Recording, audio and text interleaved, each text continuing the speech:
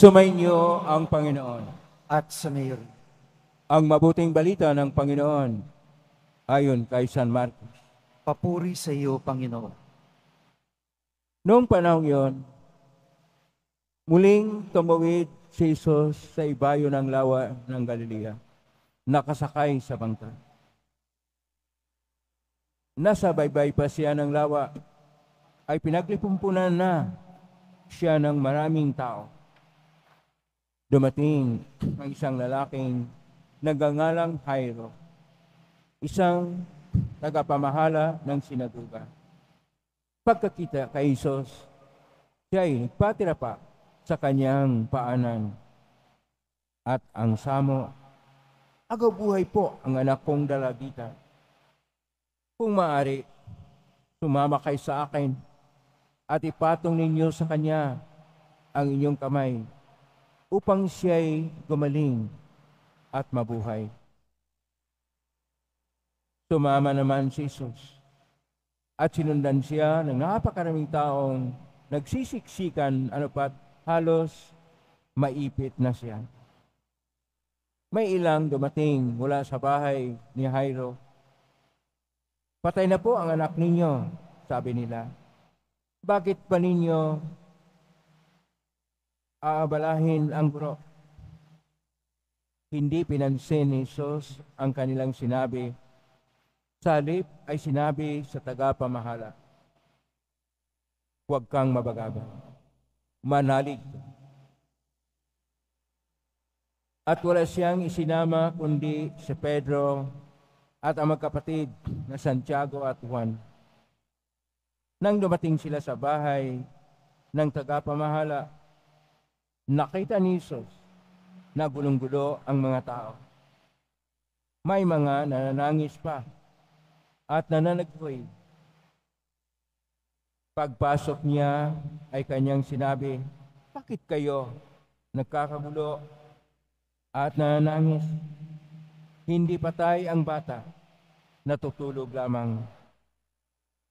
Ngunit pinagtawanan siya ng mga tao. Pinalabas niya ang lahat, maliban sa ama't ina ng bata at sa 3 alagad, at sila'y pumasok sa kinalunan ng bata. Hinawakan niya ito sa kamay at sinabi, Talita kumi.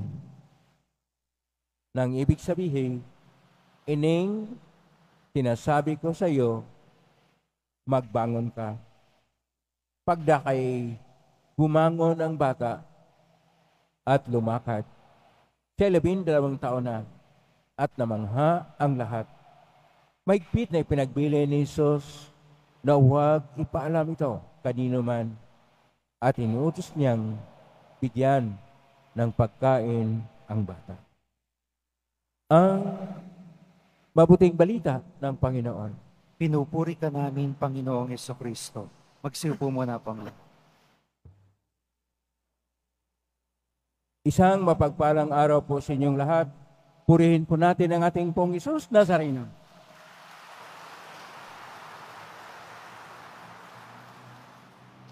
Nasa ika-13 tayo na linggo sa kalimang panahon sa taon B ng ating pagdiriwang.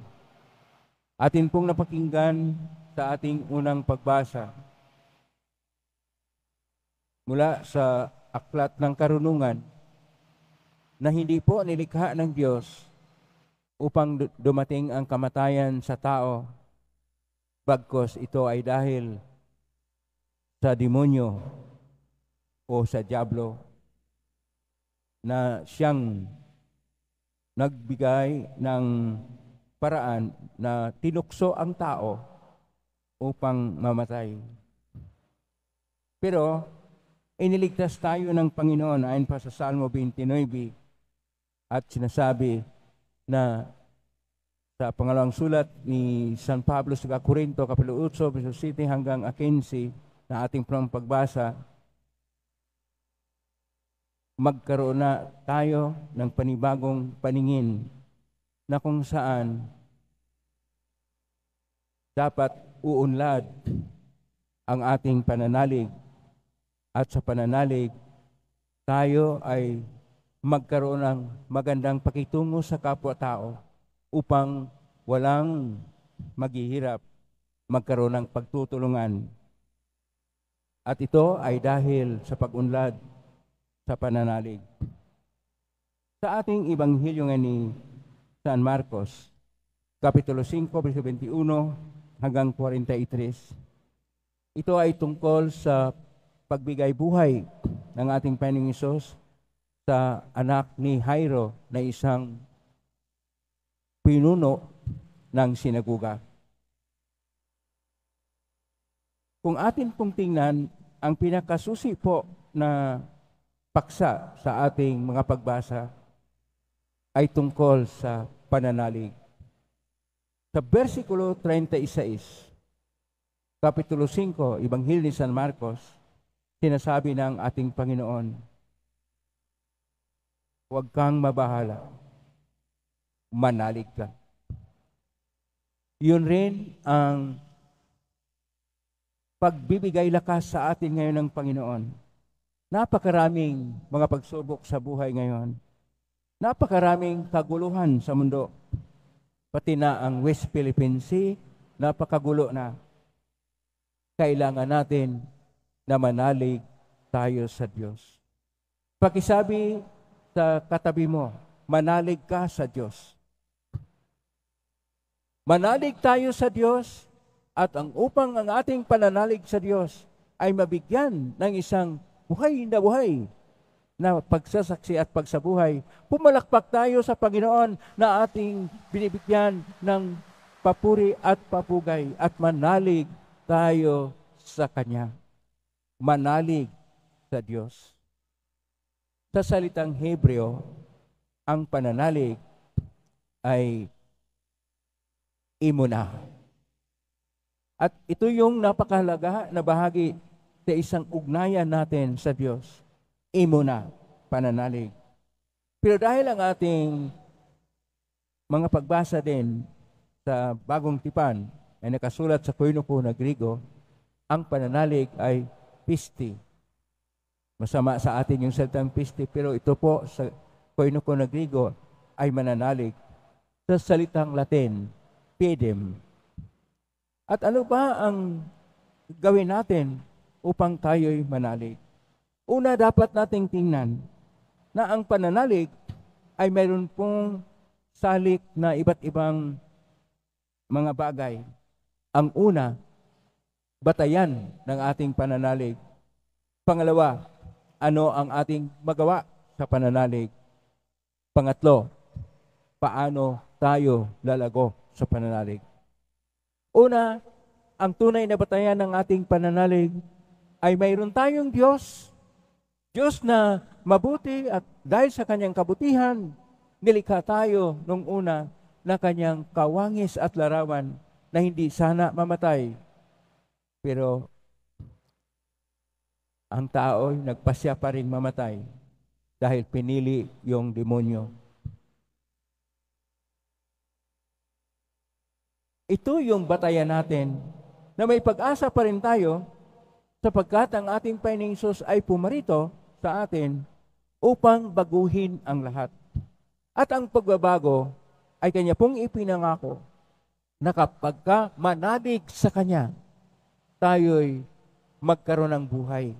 Kaya sinasabi sa Ebanghelyo ni San Juan, Kapitulo 10, versikulo 10, nasabi ng Panginoon, ako'y naparito upang magdala ng buhay at ito'y ganap at ikasasya. Ngayon, ipinapahayag niya sa ating Ebanghelyo ni San Marcos Kapitulo 5 na siya ay nagdala ng buhay. Namatay ang dalagita 12 anyos na anak ni Jairo na pinuno ng sinaguga. Sinaguga, ibig sabihin chapel. Pinuhay niyang muli upang kanyang ipahayag na ang kabutihang loob ng Diyos ay ang pagbibigay buhay sa atin. At kung tayo'y manalig sa Kanya, magkaroon tayo ng buhay. Hindi lang buhay, buhay na ganap at ikasya. Palakpakan natin uli ang ating Panginoon na siya ay puno ng buhay at siya'y nabuhay muli namatay siya para sa atin o kanyang ipinapahayag na binayaran niya tayo upang tayo magkaroon ng buhay na walang hanggan. Pero kinakailangan tayo manalig. Paano ba manalig o magkaroon ng panampalataya? Mulat sa Paul, ang ating pagkatao ay nanalig na tayo. Ito yung tinatawag na sa simula pa, nasa sinapupunan pa lamang ng ating magulang. Tayo ay nilikha na upang manalig. At ito yung mga sinuuna na pananalig. Hanggang ating nakamtan ang paraan dahil sa ating sining o kultura, paano tayo magkaroon ng panalig mula sa mga magulang at mga kapatid natin at ibang tao, hanggang lumago tayo at magkaroon na itong pangsarili na pagtingin sa ating buhay, pananalig o panampalataya, hanggang tayo ay magkaroon ng tinatawag na isang pangkalahatan na pananalig. Ang pananalig ay dapat palaguhin sa pamagitan ng ating pag-aaral. Pag-aaral sa mga bagay-bagay na malaman na dapat nating malaman tungkol sa ating panampalataya.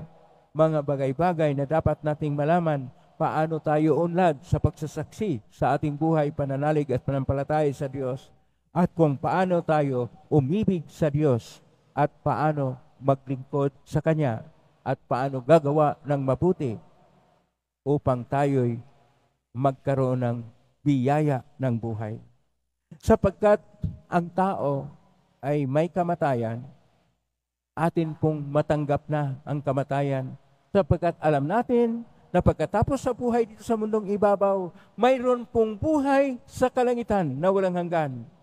Kapag tayo mapabilang doon at upang tayo mapabilang doon, kinakailangan natin na gumawa ng mabuti, magkaroon ng ugali na mabuti. Kaya pakisabi sa katabi mo, magpakabuti ka. Magpakabuti, magpakabait. Ito yung ating pagkaroon ng pag-asa na tayo ay magkaroon ng buhay sa piling ng Diyos at magkaroon ng buhay noon hanggan upang tayo'y magkaroon ng buhay. Una, manalig tayo sa Diyos na hindi nag-alinlangan. Pangalawa, ating ibahagi ang ating buhay panampalataya sa ating kapwa sapagkat ang pananampalataya o pananalig natin sa Diyos na ipinabahagi, ito'y nagpapaunlad. At pangatlo, na magninilay-nilay tayo at mag-aaral at magnilay-nilay pa upang lalo tayong lumago sa ating buhay, pananalig at panampalataya. Sinasabi nga ni San Agustin, una, ako'y nananalig at sa aking pananalig, nakilala ko ang Diyos. At nang nakilala ko ang Diyos, lalo pang yumayabong ang aking panampalataya. Naway, hindi lang tayo sa debosyon. Kinakailangan natin ang pag-aaral ng salita ng Diyos. Isa buhay at isa practice ito upang ang ating pananalig ay lumago at upang tayo'y magdala o magbahagi ng pananalig sa ating kapwa-tao sa modernong panahon na halos lupaypay na ang buhay pananalig. Kinakailangang buhayin natin ang panibagong panahon sa pamagitan ng pananalig sa Diyos upang ang Diyos ay maging sentro ng buhay, maging saysay at kabuluhan ng ating buhay upang ang lahat ay may pag-asa sapagkat tayo'y mabuhay rin dahil sa pananalig sa Diyos. Amen? Purihin natin ang Diyos.